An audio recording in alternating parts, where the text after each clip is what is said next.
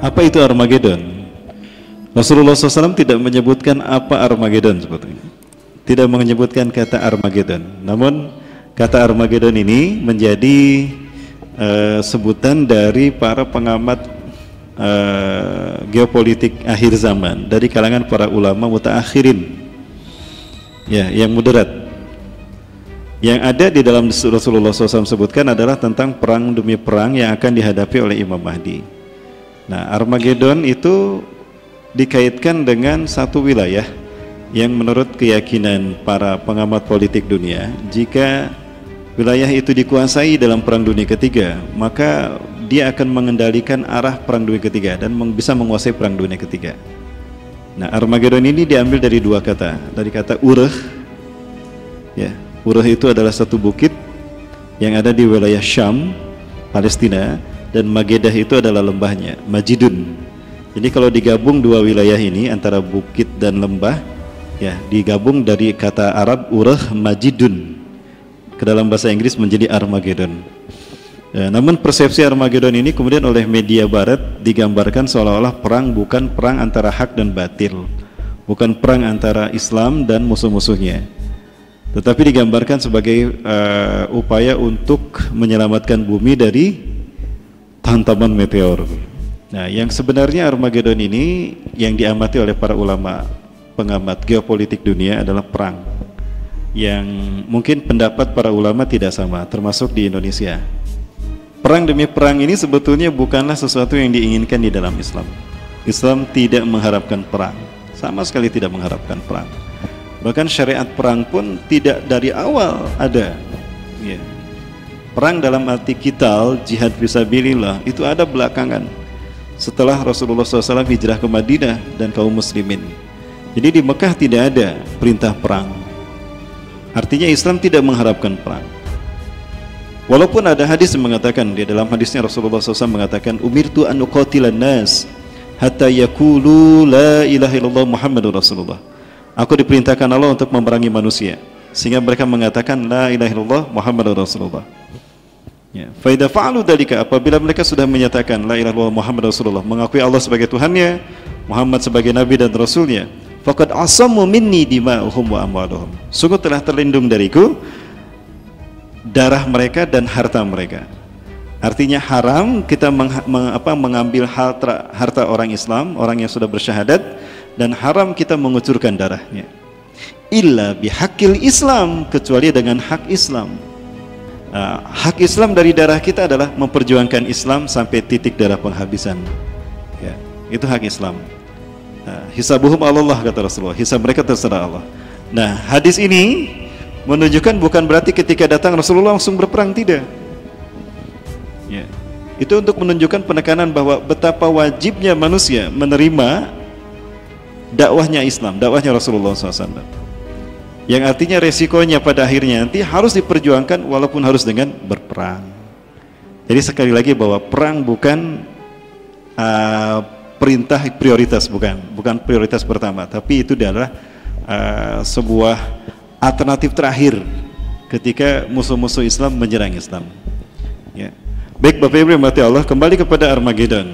Jadi Armageddon ini istilah bukan dari Rasulullah SAW, tapi istilah dari para pengamat akhir zaman, ya, ahli hadis, baik dari Barat ataupun dari Timur Tengah. Perbedaannya terletak pada apakah Armageddon itu sama dengan Malhamatul Kubra.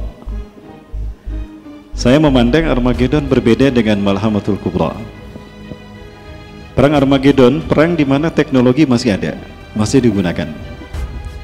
Dan perang ini terjadi sebelum Imam Mahdi muncul, sampai nanti Imam Mahdi dan kaum muslimin berhasil mengambil kembali Konstantinopel dari pasukan Rum setelah Romawi berhasil dikalahkan.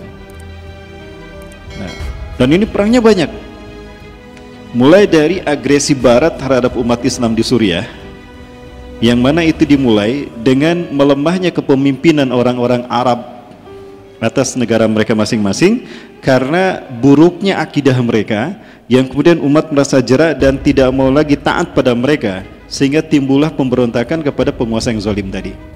Rasulullah SAW mengatakan dalam salah satu hadisnya dari Zainab binti Jahshin, anna Nabi SAW istayqadha min naumih bahwasanya Nabi SAW terbangun dari tidurnya, wa huwa yaqul la ilaha illallah, tidak ada Tuhan selain Allah, wa wailun lil arabi min syarrin qad iqtaraba, kecelakaan akan menimpa bangsa Arab qad iqtaraba yang telah mendekat.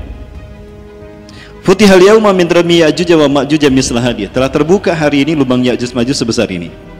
Rasulullah mengisyaratkan dengan tangannya biadil asrah. Sufyan mengisyaratkan, Rasulullah mengatakan begini, ya, qultu, aku berkata, aku bertanya Zainab binti Jahsyin, ya Rasulullah, anuhlika wa fina salihun, anuhliku wa fina salihun, wahai Rasulullah, apakah kami akan binasa sementara di tengah-tengah kami banyak orang-orang soleh? Qala na'am, Rasul menjawab iya, idza kathural khabath, apabila kathural khabath, apabila maksiat di mana-mana dan ulama-ulamanya membiarkan maksiat itu terjadi, atau umat membiarkan kemaksiatan itu terjadi, maka umat Islam yang soleh pun akan kena. Ya, orang beriman yang soleh pun akan kena dengan kecelakaan dan petaka tadi. Nah, Bapak Ibu dirahmati Allah, pertanyaan kita adalah, Rasulullah bersumpah dengan kalimah tauhid la ilaha illallah bahwa bangsa Arab akan mengalami petaka yang luar biasa. Ini yang disebut barangkali yang kita pahami dalam realitasnya adalah Arab Spring, yang dimulai dari Tunisia, kemudian Mesir, lalu ke Irak, lalu ke Afghanistan, lalu ke Yaman, kemudian ke Suriah. Yaman 2010, Suriah 2011, dan petaka-petaka ini menimpa bangsa Arab. Coba kita lihat siapa yang disebutkan bangsa Arab oleh Rasulullah. Ya, Suriah Arab bukan? Arab. Palestina Arab. Kemudian Irak Arab. Afghanistan Arab. Mesir Arab. Libya Arab. Yaman. Bagaimana kondisi negara-negara tadi? Hancur kan? Dan itu sudah diperangi oleh rejim-rejim yang berkuasa yang zalim. Sekalipun ada pemimpin yang muslim, ya tidak lama. Seperti Mesir.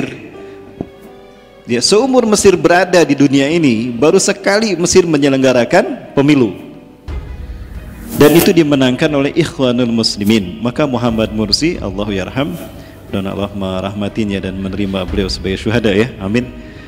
Beliau terpilih menjadi presiden hanya 1 tahun 13 hari.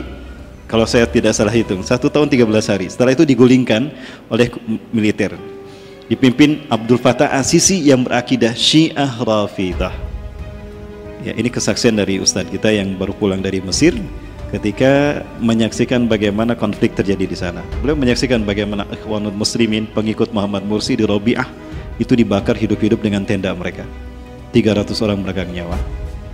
Ya, saya melihat bagaimana filmnya, tayangan dokumentasinya, nauzubillah, mengerikan para Allah. Hangus terbakar. Seperti saudara-saudara kita yang ada di Wamena sana.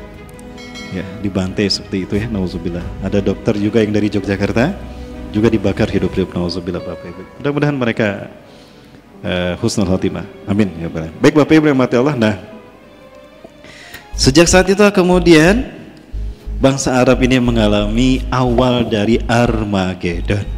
Ya, jadi Armageddon ini panjang. Dimulai, jangan-jangan Armageddon ini memang sudah dimulai dengan Arab Spring kemarin. Ya, pemimpin-pemimpin Arab yang kufur, mereka bekerja sama dengan kaum-kaum yang kafir juga, ya, untuk memerangi umat Islam.